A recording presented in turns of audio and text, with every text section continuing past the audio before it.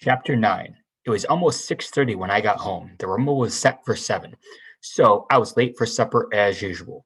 I always come in late. I forget what time it is. Derry had cooked dinner, baked chicken and potatoes and corn, 2 chickens because all three of us eat like horses, especially Derry. But although I love baked chicken, I could hardly swallow any. I swallowed 5 aspirin though when Derry and Soda weren't looking. I do that all the time because I can't sleep very well at night. Derry thinks I just take one, but I usually take 4. I figured 5 would keep me going through the rumble and maybe get rid of my headache. Then I hurried to take a shower and change clothes. Me and Soda and Derry always got spruced up before the rumble. And besides, we wanted to show those socials we weren't trash, that we were just as good as they were. Soda, I called from the bathroom, when did you start shaving? When I was 15, he yelled back. When did Derry? When he was 13. Why, you figuring on growing a beard for the rumble? You're funny. We ought to send you to their Reader's Digest. I hear they pay a lot for funny things. Soda laughed and went right on playing poker with Steve in the living room. Derry had on a tight black t-shirt that showed every muscle on his chest and even the flat, hard muscles of his stomach.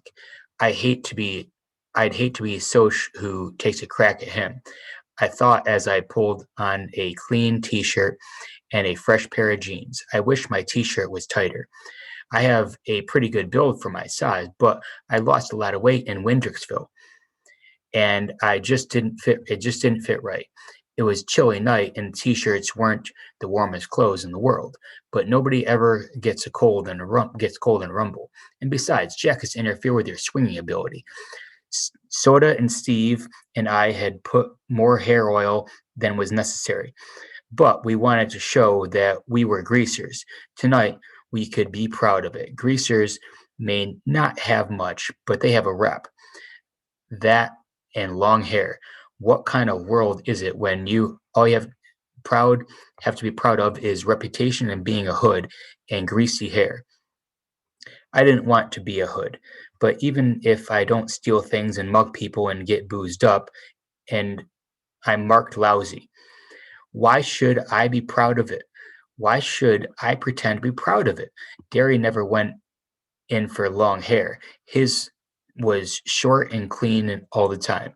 I sat in an armchair in the living room waiting for the rest of the outfit to show up. But of course, tonight the only one coming was Two Bit. Johnny and Dallas wouldn't show. Soda and Steve were playing cards and arguing as usual.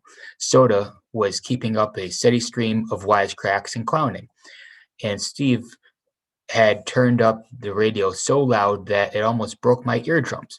Of course, everyone listens to it loud like that, but it wasn't just it wasn't the best thing for a headache.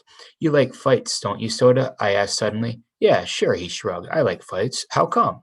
I don't know. He looked at me puzzled.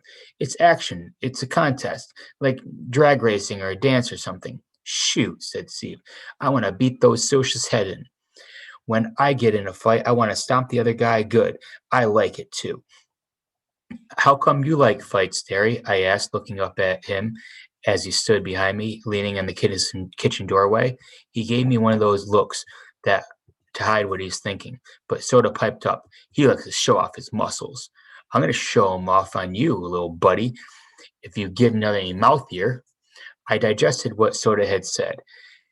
It was the truth. Derry liked anything that took strength, like weightlifting or playing football or roofing houses, or even he was proud of being smart too.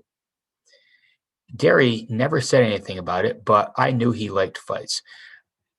I felt out things. I'll fight anyone anytime, but I don't like to. I don't know if you ought to be in this rumble, Pony, Derry said slowly. Oh no, I thought in mortal fear. I've got to be in it. Right then, the most important thing in my life was helping us whip the socias. Don't let him make me stay home now. I've got to be in it. How come? I've always come through before, ain't I? Yeah, Derry said with a proud grin. You fight real good for a kid your size, but You were in shape before. You lost weight and you don't look so good, kid. You're tensed up too much. Shoot, said Soda, trying to get the ace out of his shoe without Steve seeing it. We all get tensed up before a rumble. Let 'em fight tonight. Skin never hurt anyone. No weapons, no danger. I'll be okay, I pleaded. I'll get a hold of the little one, okay? Well, Johnny won't be there this time. Johnny and I sometimes gang up on one big guy, but then Curly Shepherd won't be there either, or Daly, and we need every man we can get. What happened to Shepherd? I asked, remembering Tim Shepherd's kid brother. Curly was a tough, cool, hard as nails. Tim in miniature. And I had once played chicken by holding our cigarette ends against each other's fingers. We had stood there, clenching our teeth and grimacing, with sweat pouring down our faces and the smell of burning flesh making us sick, each refusing to holler, until Tim happened to stroll by. When he saw what we were really burning holes in each other, he cracked our heads together, swearing to kill us both if we ever pulled a stunt like that again. I still have the scar on my forefinger. Curly was an average downtown hood, tough and not real bright, but I liked him. He could take anything. He's in the cooler, Steve said, kicking the ace out of the Soda's shoe, in the reformatory. Again, I said, and said, let me fight, Derry. If it was blades or chains or something, it'd be different, but nobody ever gets really hurt in a skin rumble. Well, Derry gave in. I guess you can, but be careful and don't. And if you get in a jam, holler and I'll come get you out. I'll be okay, I said wearily. How come you never worry about Soda Pop as much? I don't see you lecturing him. Man, Derry grinned as he put his arm across Soda's shoulders. This is one kid, brother, I don't have to worry about. Soda punched him in the ribs affectionately. This kiddo can use his head. Soda Pop looked down at me with mock superiority, but Derry went on. You can see he uses it for one thing, to grow hair on. He ducked Soda's swing and took off for the door. Two-Bit stuck his head in the door and just as Derry went flying out, leaping as he went off the steps. Derry turned a somersault in midair, hit the ground, and bounced up before Soda could catch him. Well, Two-Bit said cheerfully, cocking an eyebrow, I see we're all in prime condition for a rumble. Is everybody happy? Yeah, screamed Soda as he did a flying somersault off the steps. He flipped up to the walk on his hands and then did a no hands cartwheel across the yard to beat Derry's performance. The excitement was catching, screeching like an Indian. Steve went running across the lawn in flying leaps, stopped suddenly, and flipped the boardwalk flipped backward.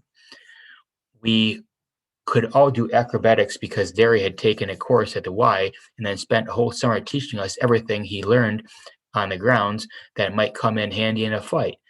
I did, but it also got Two-Bit and Soda jailed once. They were doing midair flips down a downtown sidewalks, walking on their hands and otherwise disturbing the public and the police.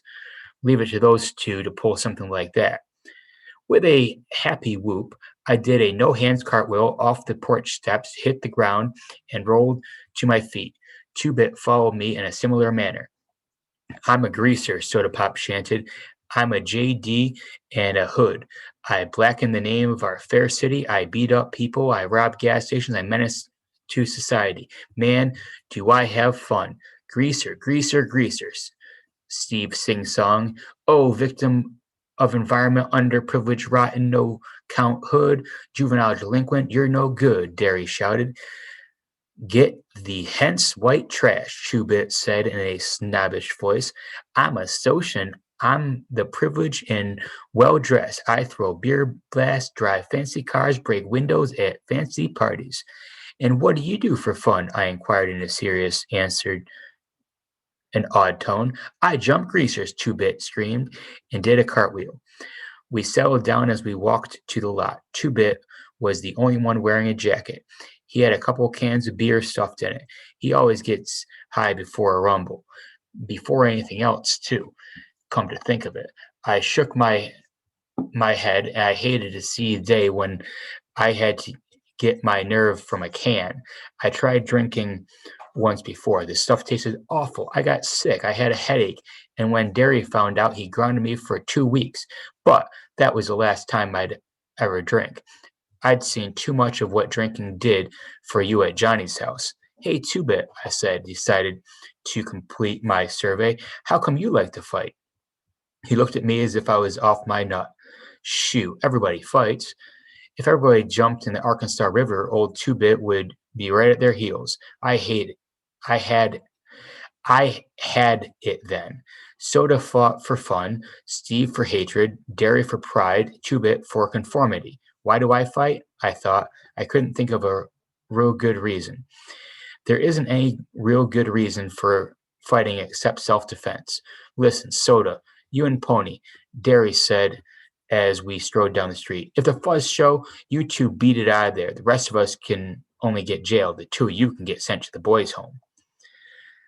Nobody in this neighborhood is going to call the fuzz, Steve said grimly.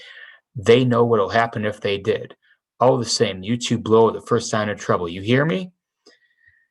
You sure didn't need an amplifier, Soda said, and stuck out his tongue at the back of Darius' head. I stifled a giggle.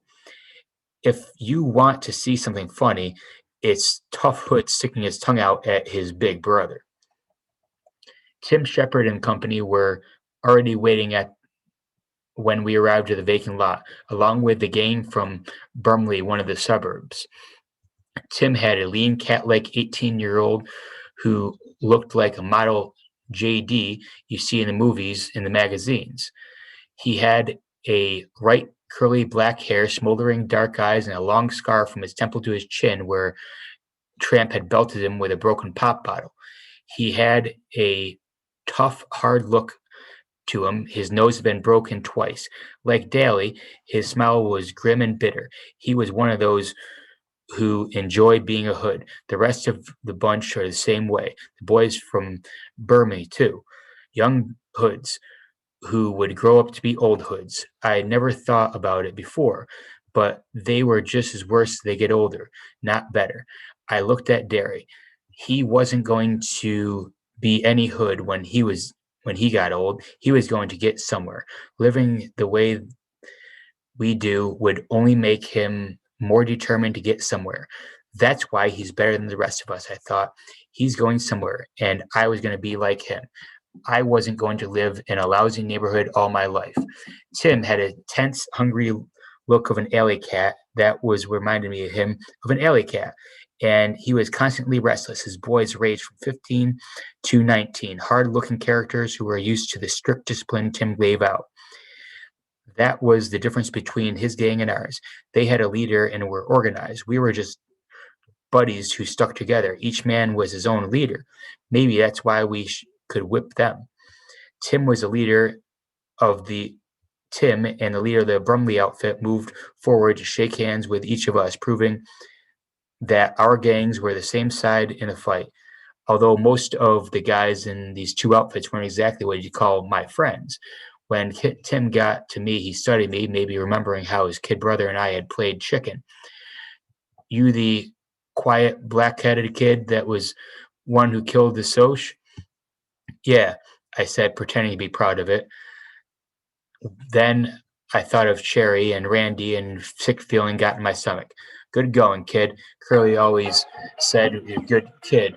Curly is in reformatory for the next 6 months. Tim grinned ruefully, probably thinking of his roughneck, hard-headed brother.